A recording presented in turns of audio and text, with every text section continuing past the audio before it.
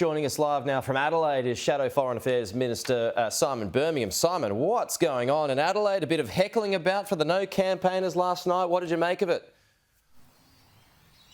G'day, Pete. Look, there is absolutely no place for abuse. There's no place for personal attacks. There's no place for denigration of individuals or of groups of people in this Voice campaign. And anybody who's engaged in these sorts of tactics needs to cease. What we ought to be seeing over these next few weeks is as respectful a debate as possible. Now, it's well known I wish we weren't in this position. I wish that a unifying proposal for constitutional recognition had been put forward that didn't divide the country like this is doing so.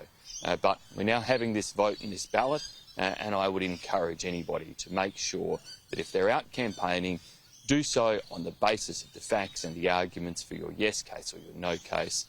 Don't engage in the type of divisive, abusive personal attacks that we've seen emerging. It's unacceptable. Was there any side at fault last night, Simon? Any one antagonising the other that you could see?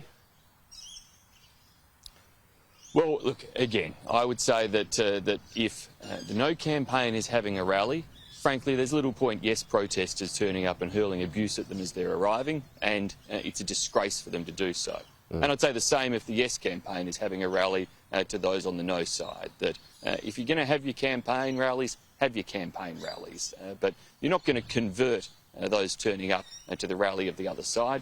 It's abusive, it's unacceptable, and it's also, frankly, a waste of your time. Sure, yeah. I mean, and I think what this shows, though, is this whole thing is anything but a unifying experience, right? Which was the original pitch by the Prime Minister.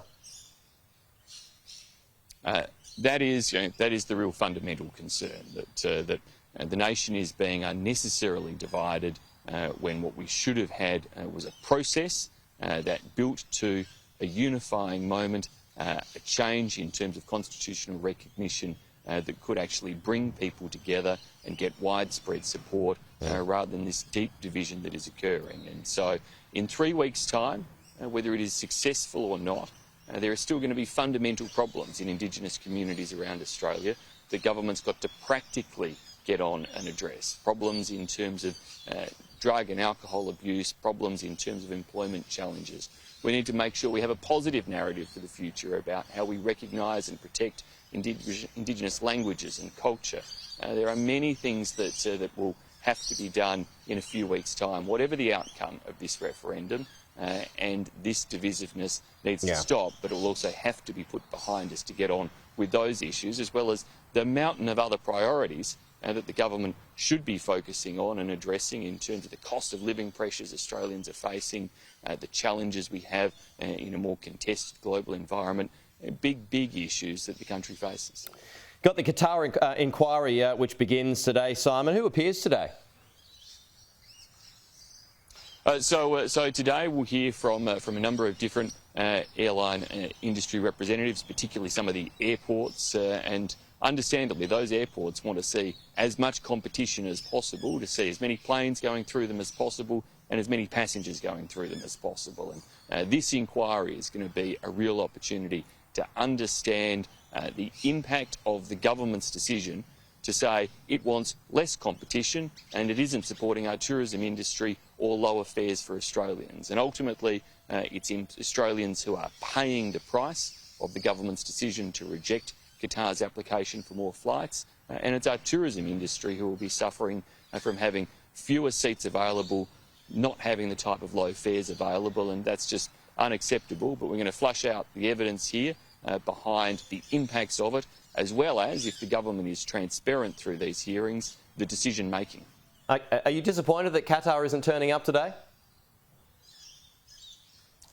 Well, I hope Qatar will participate. I understand a submission has been made by their authorities, and now that's a welcome step that they have made a written submission.